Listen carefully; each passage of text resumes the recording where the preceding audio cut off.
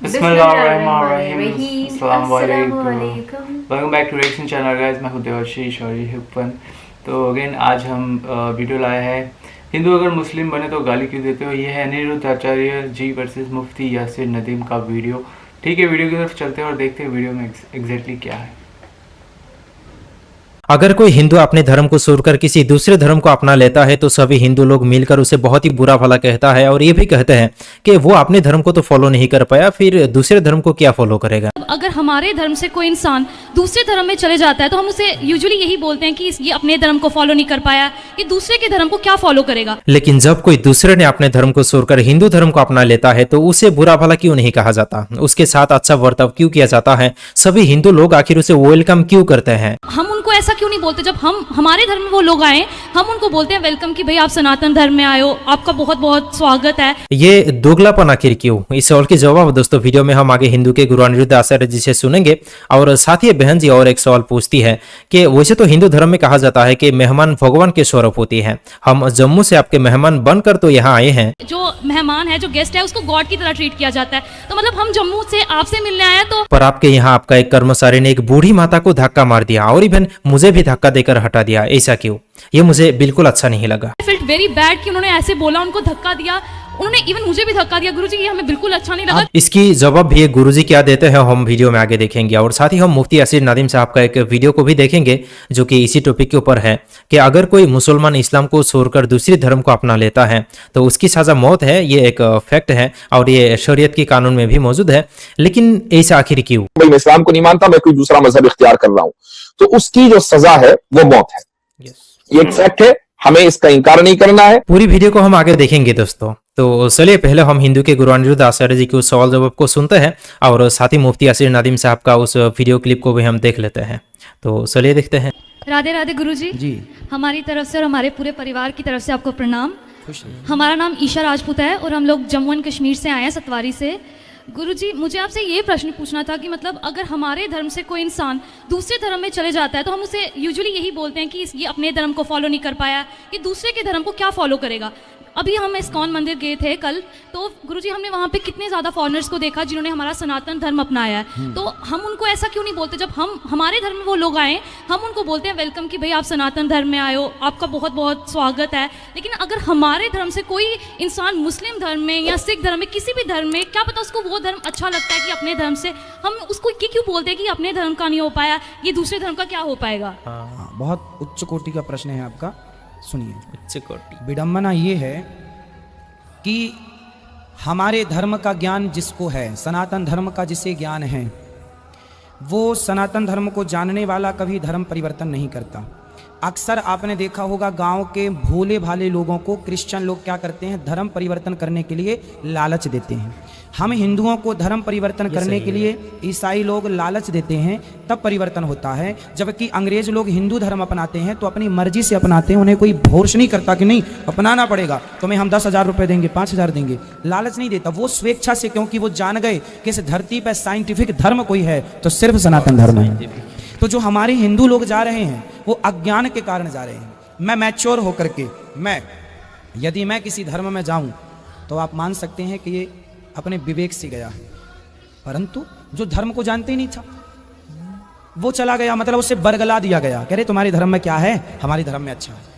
हम ये नहीं कहते कि आपका धर्म छोटा या बड़ा है, पर हम ये कहते हैं कि आप कैसे धर्मात्मा हो जो दूसरों के धर्म को छोटा बता के अपने धर्म को बड़ा बता के लोगों को छल से अपने धर्म में ले जा रहे हो। ये छल से ले जा रहे हैं, जबकि हम लोग छल से किसी अंग्रेज को, फॉरेनर को नहीं लाते, वो अपनी मर्जी से नाच रहे हैं, कूद रहे हैं, है ना। तो अंतर इतना है कि सनातन धर्म में जो आता है ना वो छल से नहीं आता, और सनातन धर्म को जो लोग ले जाते हैं वो छल से ले जाते हैं। इतना सा अंतर है बेटा। गुरुजी हमें एक और आपसे सवाल पूछना था। ये उत्तर आपको नहीं, मुझे बिल्कुल सेटिस्फैक्ट्री लगा ये। गुरुजी कल जब आप उधर अंदर आशीर्वाद देने के लिए बैठे थे तब हम भी वहाँ पे थे। गुरुजी वहाँ पे एक ओल्ड लेडी आए थे, काफ़ी ज़्यादा वो वृद्ध थे, आई थिंक किसी अपनी फैमिली के साथ आए थे। तो आप हमारी संस्कृति में बोलते हैं अतिथि देवो भव, कि जो मेहमान है, जो गेस्ट है, उसको गॉड की तरह ट्रीट किया जाता है। तो मतलब हम जम्मू से आपसे मिलने आए हैं तो हम मतलब भगवान यहाँ पे हुए ना, कि मतलब हम यहाँ पे गेस्ट आए हैं बन के। तो गुरुजी जो हमारी तरह और भी लोग यहाँ पे आए हैं मिलने आपसे, बहुत श्रद्धा से आए हैं, कि हम भी बहुत श्रद्धा अपने दिल में लेके आपके पास आए कि हम आपसे मिलेंगे, हमें भी बहुत क्यूरियोसिटी थी आपसे मिलने के लिए। तो गुरुजी आपके एक उन्होंने मतलब उनको बिल्कुल लिटरली पुश किया एंड उन्होंने बोला ये जाएंगे या हम अपने तरीके से इनको भेजे। गुरुजी literally I felt very bad कि उन्होंने ऐसे बोला, उनको धक्का दिया, उन्होंने इवन मुझे भी धक्का दिया। गुरुजी ये हमें बिल्कुल अच्छा नहीं लगा। आप बता दीजिएगा कौन व्यक्ति थे, क्योंकि गुरुजी आपके इतने सेवादार हैं, हम आपको कौन सा बताएं कि कौन से थे। इवन अभी नहीं, ये देखो इसलिए हम आपसे कहते हैं यहाँ कोई भी आपको असुविधा लगे तुरंत क्या है, कुछ हमारी अनुपस्थिति में कुछ लोग गलत करते हैं तो वो आप बता दिया करिए। आप बताइए उनका महाशय का नाम या उनको बता दीजिए। गुरुजी वो हमें तो अभी पता नहीं है क्योंकि हम कल आए थे, कल हमने कहीं जाना था तो इसलिए हम थोड़ा प्रश्नोत्तरी से पहले ही चले गए थे। अभी हम अंदर बैठेंगे ना हाँ तो आप पहचान के बता दीजिए। ओके थैंक यू गुरुजी। हम उनको समझाएंगे कि ऐसा व्यवहार गलत है। राधे राधे गुरुजी। इसलिए देखिए हम आप लोगों की सेवा के लिए यहाँ बैठते हैं, भरपूर आपको समय देते हैं, आपके प्रश्नों का उत्तर देते हैं ताकि आप यहाँ से संतुष्ट होकर के जाएं पूर्ण रूप से। हमारी ओर से तो ये कोशिश है, जब बहुत स्वास्थ्य अनुकूल नहीं होता तब हम कल प्रश्नोत्तरी नहीं हुई क्योंकि कफ ज्यादा था शरीर में। अगर कोई आदमी मुसलमान हो या मुसलमान इस्लाम कबूल कर ले और इस्लाम कबूल करने के बाद वो फिर काफिर हो जाए, यानी वो कहे कि भाई मैं इस्लाम को नहीं मानता, मैं कोई दूसरा मजहब इख्तियार कर रहा हूं, तो उसकी जो सजा है वो मौत है। ये एक फैक्ट है, हमें इसका इनकार नहीं करना है और ये इस्लाम में मौजूद है।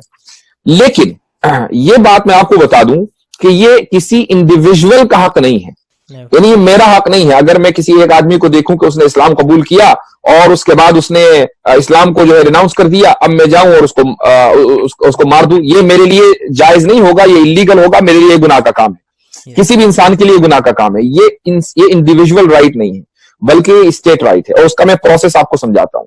मिसाल के तौर पर एक आदमी इस्लाम कबूल करने के बाद या वो बॉर्न मुस्लिम है और वो मजहब जो है वो छोड़ देता है, वो कहता है भाई मुझे तो कुछ और इख्तियार करना है, क्रिश्चियन बनना है या जू बनना है, कुछ भी बनना है, तो ऐसा नहीं है कि एकदम जो है उसको सजा दे दी जाएगी, बल्कि जो प्रोसेस है वो ये है कि जब ये साबित हो जाए कि ये आदमी अपोस्टेट बन चुका है तो अब उसको 3 दिन की मोहलत दी जाती है। 3 दिन में उसके जो डाउट्स हैं इस्लाम के ताल्लुक से वो उसको क्लियर करने का मौका दिया जाता है। और अगर वो 3 दिन में मुतमईन ना हो और उसके डाउट्स क्लियर ना हो और ये साबित हो जाए कि भाई ये आदमी इसको प्रॉब्लम इस्लाम से नहीं है बल्कि ये एक निजाम को, जो एक एस्टैब्लिश्ड ऑर्डर है, उसके खिलाफ बगावत करना चाहता है, तो अब उसके ऊपर सजाए मौत जारी होगी और ये स्टेट देगा।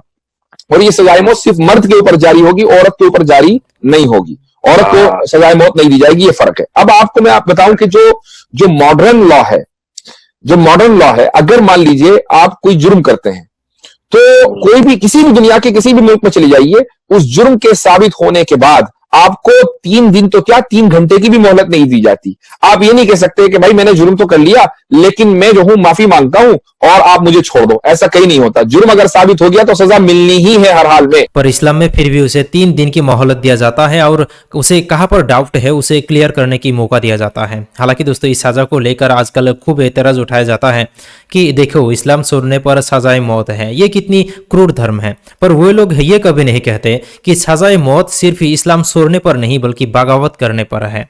और ये सजा हर कोई इंसान ऐसे ही नहीं दे सकते मेरे भाई, बल्कि स्टेट की तरफ से दिया जाएगा, वो भी एक लंबी प्रोसेस से गुजरने के बाद। तो आज की इस वीडियो में इतना ही। अस्सलाम वालेकुम। इस वीडियो में धर्म की बात की गई है, हिंदू है, मुस्लिम है, क्रिश्चियन है, सिख है, बहुत सारे धर्म, ज्यूज है। तो मतलब सज़ा की बात की गई, लॉज के बारे में बात की गई। तो कोई बोलता है कि ये वाला धर्म अच्छा नहीं है क्योंकि यहाँ पे बहुत बोलते हैं सज़ा मिलती है, कोई बोलता है ये धर्म ऐसा है। तो सबके अलग अलग रूल्स होते हैं, उसके ऊपर सब बनाया गया है।